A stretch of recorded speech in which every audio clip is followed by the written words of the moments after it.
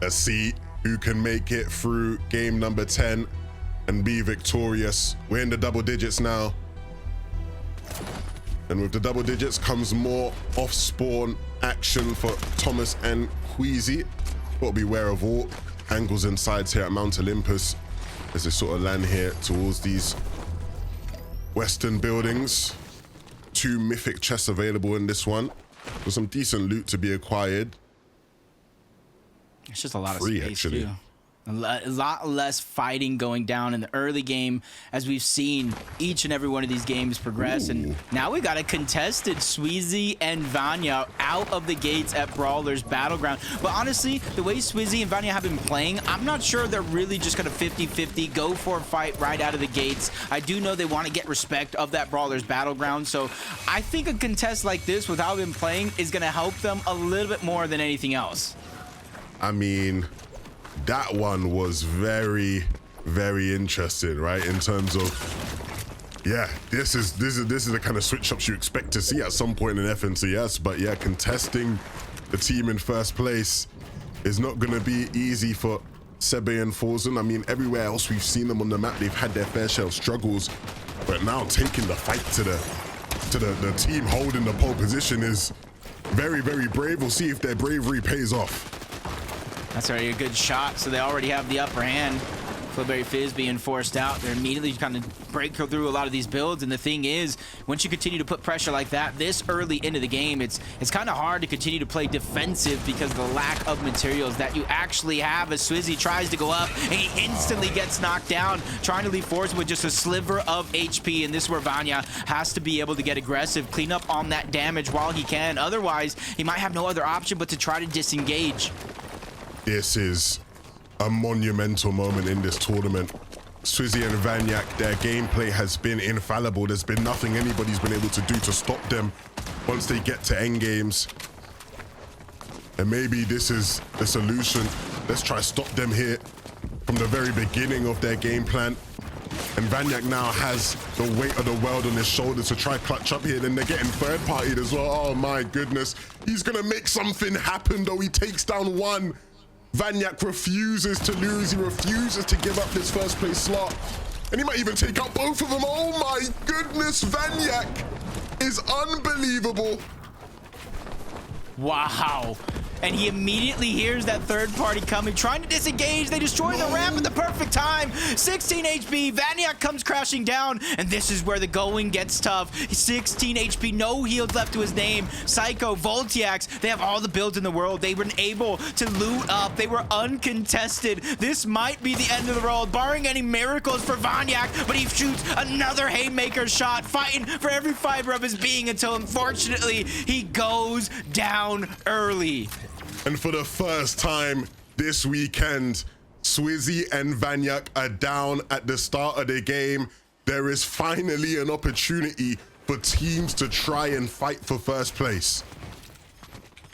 A gap that they've been able to kind of keep spread open. Started the day at about 20 points or 70 points. From then jumped it up to about 120, and then even opened the gap even more. So teams like Seti, Cammy, Chap, Teeny, Vidil, Reason, everybody has got to be smiling ear to ear, but it's not enough, Levin. It's not enough that that team went down. Now they need to capitalize on them going down early.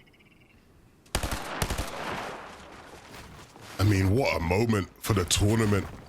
Vanyak and Swizzy, they did everything they could, right? But I think as soon as Voltiax and Cool saw in the feed that Swizzy had gone down, they knew instantly to try and hunt. And hunt they did. Vanyak put on such a valiant effort. But sometimes that just isn't enough to get you through those situations. For the likes of Adil and Reason, who we watch here, now everything they do in these games becomes even more important. If they can win this fight here against Rico and Pink and really set themselves up here for a good game. Again, now we start looking at, can they start catching up to that 600 point mark? With the pop-up games they have, Jacob, it's definitely not impossible. Definitely so. They at least have won 162-point games today, and that was in the first game to start it off. They got 14 eliminations with a third place, and that was the start of them closing the gap. And especially with Swizzy and Vanya now down, they can close the gap even further with another game like that. But it's just all about being able to put up such a good fight through and through, and just tune into Venno having to rotate away from fencing fields in consecutive games due to the fact that Tayson has gone down early.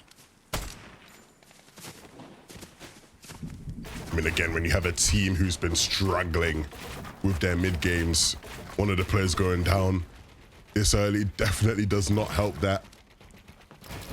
And for a team that has been mounting a very solid comeback in Venno and Tayson, making it deep in another game there, Venno did, before falling at the hands of Swizzy. Oh no, sniped as well. This really does become a thorn in their game plan. Yeah, even having to use some of those heals. The lucky thing for Venno, though, is unless it's any of those teams from fencing fields, you might not necessarily know that he's a solo as teeny chap. Hot off a win. Take down Asa, who was separated so far from Marco, and judging by the fact that there was no knock, just straight elimination, you got to imagine Marco has gone down due to his early fight himself at Pleasant Piazza against Voco and Vortexers. It's really going to show that those opportunities to make up the point gap, no matter where you're positioned at on the leaderboard, because there's still thousands upon thousands of dollars up for grabs, even if you don't take first. There's 5 global championship spots up for grabs, and the way it's looking right now, if Queasy and Thomas move into that top 5, the spots just roll down. More the merrier. Better for everyone else, right? You can get an extra spot.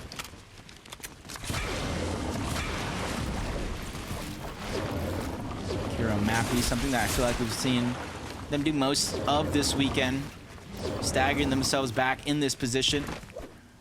There's different options of bunkers, a lot of teams over towards Classic Courts, even towards Rebels Roost on the western side, to where this is where they're going to be looking to get their surge. And if you see in the feed, Pyros from Mount Olympus actually gets the knock onto Queasy. Just goes to show, with little chances left, Levin, a lot of people are willing to take those big risks. Yeah, we're gonna have to see how Thomas goes about this and deals with it, because these guys are a team that has had a rough season by many accounts. A lot of people doubting their ability. One thing that I think has never been doubted, though, is just the quality of Queasy and Thomas. It was always about, can they find themselves the right game plan, the right setup, early game. And they've managed to make the best out of a potential bad situation, right? I don't think many teams want to go into FNCS triple conned. Yeah, they have really made it work. And hopefully this isn't the end of the road for them. Hope they can continue to make it work and Thomas can get them back in this game. The bandages will allow him to save some of these chug splashes. I have full confidence of Thomas getting Queasy back in the game. But on the other hand, the Surge, with how well they've been doing with Surge deep into the distance, that's where I feel like they're going to find some of those struggles. As we just panned in there, you could see Cammy just chucking a bunch of big pots at the base. Just you can see them flying in the corner of the screen. That's one thing I feel like they just excelled at. No matter the season, no matter the meta, when it comes to planning out your game in Storm Surge, these guys have it on lock, getting a lot of those extra heals, consolidating onto one base. And as soon as Cammy came back, dropped a lot of those heals off, he immediately left the same tower to go hunting for even more loot. This time around, they don't have access to that bunker in the distance, but they're going to target it anyway. But that's fine, right? I think they're perfectly fine with not having that bunker because the team's based up there. It's another opportunity for them to just get surge, right? They can start to look towards that base, look towards fencing. They won't complain about more players around them. And Cammy there even using the lightning to try and get rid of that base from Jake Buka and Cringe. You can see there, yeah, some of those big pots he was chucking. Making sure to keep them close, keep them consolidated in case they need them. This really is a big game for Cammy and Seyyto, right? In terms of being able to close that gap between Swizzy and Vanyak. They are that team in second place. And even though the gap was starting to get quite big, It's a chance for them now to just shorten it as much as possible. They've been so consistent at getting to end games, and I don't think that's going to change much here in game number 10. Hey, if they win this game, it's only about 177. Excuse me if I'm wrong. I just did some quick maths, but talked about Vidal and Reason doing a 162-point game. So Seyyto and Cammy, even Vidal and Reason here, can definitely put themselves within striking distance. And Vanyak and Swizzy, you can see 436 points on the other side, though. They're going against Nathan and CZB, who has been phenomenal up until this point, where I feel like they just lost the momentum of their qualification process. One of the more consistent teams up until a certain point, and then they just kind of lost it. But it's never too late. 38th place, like I talked about, still hundreds of thousands of dollars, still a top 5 that you can achieve from here.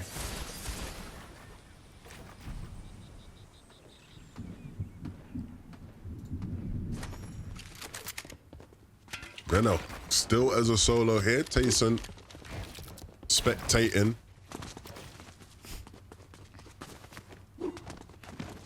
And I mean, it's always harder to rebeat your teammates when you're landing at a mid-map spot, right? There's all the players around just make it so awkward. Oftentimes you find yourself running into a corner of the map to try and find a reboot. Nobody's around. And I think one of the even harder parts about this spot now is a solo for Veno is just all the surge bases around, right? You see how he's constantly just having to look up at the different bases, make sure nobody's actually looking at him, peeking towards him. Cool is the player in that base. If he starts running in this direction, he might run into Cammy and Seyyto. So, again, just not an easy situation to be in for Veno at all. Yeah, especially since not only the fact that he's a solo, he still has to worry about Storm Surge and where he's going to get it from. And there's not really a lot of opportunities with how he's playing, the position he's putting himself in. But it's all for the greater good of at least trying to get Tayson back, because he's thinking in his head that even if we are down on Surge, when Tayson gets back into the game, there's that strength in numbers, and they can use their teamwork in order to try to get the necessary Surge, even if that means box fighting the next closest duo. Firebro and Velry, we've seen them lurking in this Grimgate area all day long, trying to cause problems for anybody in the POI, in particular Malibuka and Mustache, but they don't play favorites, so cause problems for anyone they can get their hands on. Yeah, they're one of the teams to, don't know if they did it this game, but they typically like to base up on top of Grimgate, build their Surge Tower on top of an already massive tower, try to double the distance in which they'd like to see. But judging by the fact that they're going after Twy and Jakey here in a situation outside of zone, they might not necessarily feel confident with the amount of Surge that they've got so far. Not just the Surge, look at the mats, look at the loot, right? I think they probably aren't content, and understandably why, right? I think if they had maybe gotten a bigger beam onto one of Jakey or Twy there, they probably would have just aggressed onto that and looked for a full-fledged fight. But even when you are desperate to try and get in a limb to push yourself back into the game, you don't want to be too hungry for an elim, right? That's when you start making mistakes and leaving yourself exposed. This is nice. Cringe and Noms based up here just by the river Styx, so they can drop into the water and get free dashes with just one edit. Yeah, from starting the day in second place, little by little having a couple of hiccups. And they're just hoping with the games left, it's not too much to worry about. They can eventually try to pick up the pace. Ooh. And match that momentum with Seyyto and Cammy. 53 below the damage threshold. Something I didn't really expect them to be in, especially with the amount of heals, the amount of loot, the surge base, players that were actually boxed up nearby. So interested to see how Seyyto and Cammy, with their lack of aggression so far in this grand finals, are going to make up for being down 53 under the surge. I mean, look, the opportunities are there. They're just struggling to connect with the shots a lot of the time. I mean, typically when you watch Seyyto and Cammy doing their best work with DMRs and Surge, they like to have the scopes on them, right? No scope here for Seyyto means he's taking a lot of these shots, not collecting a lot of them.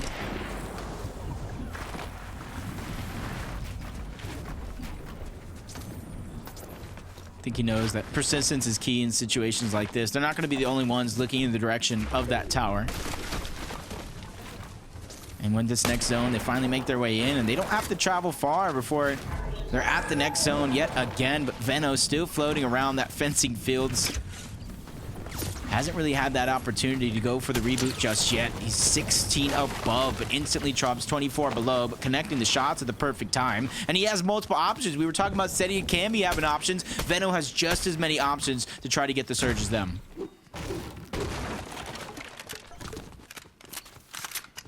This game is really rough now for Venno. Yeah. I wonder what he'll be thinking in terms of just a plan to get Taysom back in the game. I mean, if they can find some more whites, yeah, look, so those med kits, if you can find a couple more whites and maybe he just stays in fencing for a bit, gets the reboot off, and then they try and just fight a team to get back into the game, but ultimately not the best of spots. Reason of the deal though, up to no good as usual, I'm sure. Yeah, Giras and Chari, their latest victims. The first two limbs of the game. And in a game where Seyyto and Cammy aren't looking too hot on Surge, maybe this is Reason of the Deal's time to try and really close that lead. Wow, Venno making sure to punish Blaha for peeking too aggressive. He's finding every opportunity in the book. Sees Podesai though. Well, he thought was an easy elimination from a solo Podesai and Snazy. The original contested drop, take down Venno. But as we tune into Thomas and Queasy, one struggle, another team was able to get each other back on up. And with how long Thomas actually stayed in the zone, I knew it was going to be a possibility. I was just kind of questioning where they were going to position themselves in terms of Storm Surge, and they have still figured out a way to be above. Yes, they are slowly but surely falling down, but they did just enough to not only get to zone, but now they can worry about Surge as soon as they get there. Yeah, let's take a look at how they dealt some of that damage. A replay here of the limb onto Scroll, who unfortunately couldn't quite match their muscle. Wow, Thomas with a nice little tag there, and then being able to close things out onto Scroll. Teeny and Chap suffering to Surge. Not something that this team might be used to here in this grand finals, but on the other side, it's Pink and Vico. You see them trying to create space for themselves. That's not going to stop Teeny from getting in. The onslaught continues, but it's going to be a trade. Down goes Pink, down goes Chap. Teeny trying to get as much space as possible, so that way he can have a chance to breathe. Vico goes, backtracks, cleans up that elimination onto Chap, and it kind of brings it down to a 1v1, which is dangerous because there's at least two duos that is hearing all this action in the distance that can jump on over in this direction if they so please.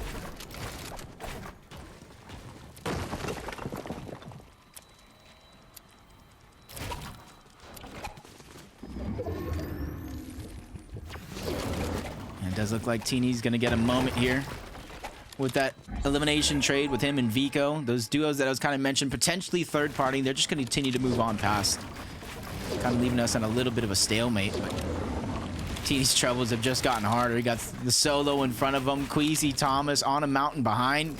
And Queasy and Thomas are in a position to where they might need eliminations. They might need some Storm Surge. Because trying to follow behind him, give away his position as he lands some shot onto Thomas. And I think that was something that maybe you shouldn't have done, because now they know exactly where you're at and exactly where you're coming from. And being down on Surge, that might give them a hand to where they have to go. And Queasy already jumping over in that direction, trying to engage on a Teeny. I mean, yeah, both teams, both players in tough spots. Axe Force eventually takes Teeny down. And that's actually tough for Queasy and Thomas, because they could have done with that damage, right? If they could have been the one to take him out. And now they might just have the same fate as Teeny, getting held in here by Axe Force and Clown. It's going to be tough, though. Tough. Down on Surge. Now it's doing damage. And then if you look at Queasy's loadout, Waterbending DMR doesn't really have the loadout to go for a box fight against any other team. There's about like 14 players or so that do need to go down. So out healing this might not necessarily be an option for Queasy, especially since he's running out of heals, taking damage from the Storm. Storm Surge finally does him in. Down goes Queasy and Thomas, and no placement points this game for their efforts.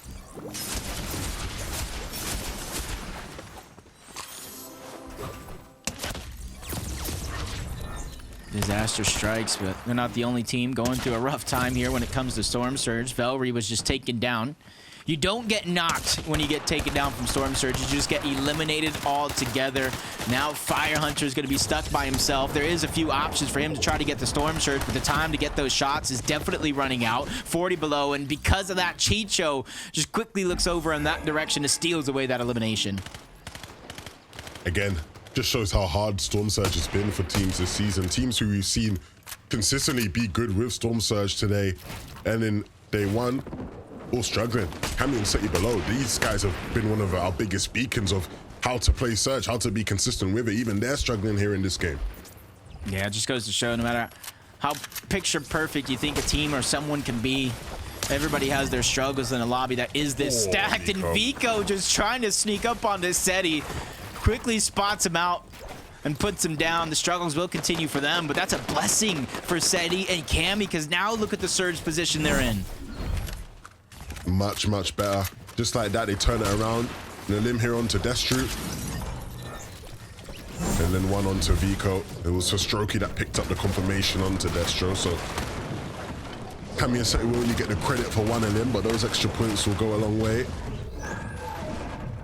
We're doing reason. Not struggling with Surge, but the loadouts, the materials not looking as comfortable right now. Don't have much shield, don't have much HP, don't have much materials, and the pressure being applied to them might be too much for them to muster over. I think the big thing now is getting the most out of the HP they can and hoping they can just sneak a team here trying to rotate in. They're one of the teams furthest to back now, so there's not really going to be anyone here other than Cringe and Noms to fight. And they know that, so now, yeah, focus on just trying to get into the zone. Oh, no. The wing rotate doesn't go as smoothly for Video here. Oh, no, he has to wait, and he's not going to have the flow berries, so he's not going to be able to cover as much distance as Reason. And he quickly flies by Trash and takes him down. That's a big elim, but Reason falls as well. They get separated, and that's going to cause a little bit of displacement. They're 400 above the damage threshold, though. I think Vidil has put himself in a position as a solo where that's the only thing he has to worry about is staying alive. And I have to say, if Swizzy and Vanyak are watching, they must be jumping for joy. All their biggest competitors having tough games. Chapentini down, Vidil trying to clutch as a solo. Cammy and Seyyto were down below on Surge and not looking as dominant as they have been throughout the day. If all those teams who are competing to try and catch up for first can't get the most out of one of the few games we're going to see Swizzy and Vanyak not play a part in the end game, then they might just be walking away our champions come game 12. Vidil though, still yet to let that happen. He's going to try and do his best as a solo to try and muster up some points. Pressure being applied to Dexy and Eclipse. Yeah, he has to take advantage of the positioning of where those two players are at. They have their backs up against the zone, and he has to continuously try to spray in, because even though he's not out of resources now, that eventuality will come within the next couple of zones to where he needs some sort of impact refresh on those materials and the hills as well. As Murstache, Malabuka over 100 above the threshold. They're looking squeaky clean as can be in terms of positioning. Quickly using the Flowberry Fizz, mix that with the dashes, and they waste no time getting from point A to point B. Almost got scary there for Murstache, but literally dashed right past the trouble. And now, as Janice and Flixie look to re-establish their high ground, Murstache and Malabuka, typically you look at a team with the Grimgate medallion and think they will be the biggest threats for it. That isn't typically their style, so I'm sure we'll keep seeing them on these mid and low layers. Vidil's going to be forced to play on these kind of layers right now when you look at his materials. For the player with the most elimination so far today, 14 total on the day, there is a chance he can add to that tally playing from where he is playing. We'll let the Storm catch up to him a bit as he tries to get behind an unsuspecting team. Zong continues to pull far though, and so now he's going to have to start running, figuring out where exactly he is. He's got to go and player right in front of him. With now just 2 builds remaining, things are looking really tough for Vidil. Yeah, he's running out of time and opportunity, something he needs both of, but spots into the distance, trying to see who he can jump on to try to get the elimination. Said he can be on the high ground, smooth sailing as they put pressure down from above, and Vidil's luck has finally run out, gets toe tagged and sent back to the lobby. As Cammy and Seyyto, they look like they're poised to take the high ground. He gets overtaken. Yanis and Flixie, they've been able to hold on to it up until now, where Shraft and Skrill have finally made their presence known. Murstache and Malabuka still kicking in this game, and with the Grim team alive, you know there's always going to be a threat in the lobbies. In somebody's box though, with Seyyto and Cammy, they're going to take him out. Oh no, he actually slips away. How does he survive there? And a banana waiting for him in his box from Malabuka. And Mustache got really close to the end of his game. These two stay alive though, and that is huge for their duo. Yeah, slip and slide of movement from Mustache to stay alive, and he quickly dashes to the front side yet again, trying to solidify the positioning in the front side of the zone, but they run into Cammy, they run into Seyyto. Battle of the Titans. Malabuka dropped down to just a sliver of HP, and you can see everything they were fighting for. The legendary banana to try to get them even further in this game, but down goes Mustache. Malabuka, he's have to be up for a tall task, because now he's left by himself. Malabuka Mustache just kept running into players on their layer. And it looks like it's going to happen again. He's just dashed past two players, but it will eventually take him out. That's Trulex and Chicho. That was a great attempt to try to dash to safety using Chicho as a box against them, but he still gets taken down altogether. Medallion's changing hands. Trulex, he's the one that has the fighting shot, and you see him switching on over that medallion. He's already got his 3 dashes and his chance to move forward in this game. Cammy with devious intentions here behind Strapped. He will be able to connect to one shot. Won't he be able to finish it though? Strapped will be able to survive as Cammy goes down.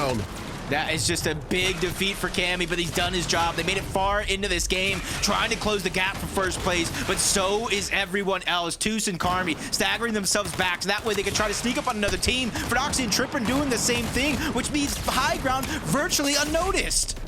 Trip and Fordoxy trying to cause chaos, and that's exactly what they'll do. Fordoxy now playing the floppers behind, and he takes Trulex down.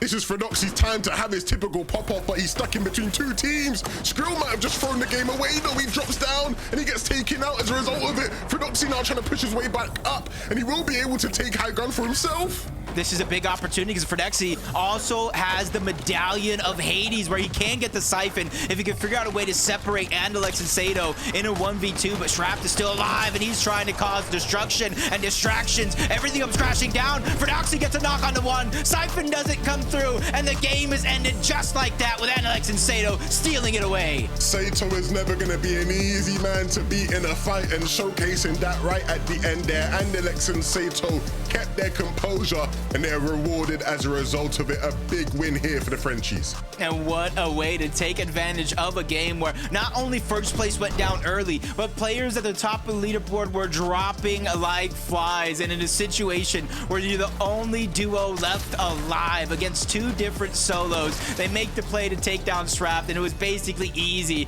as Fordoxy came crashing down. 7 elims there for Seyyto at the end. He's a talent that people have been raving about now for the past 2 seasons. Just incredibly skilled, and playing with Andilex, that veteran experience, and still a top player in his own right. These guys have been making a statement here in the double-digit games. Yep, but that's going to do it for me and Levin after this game. We need a chance to breathe and take a look at that leaderboard. Frankie, let us know who's in first.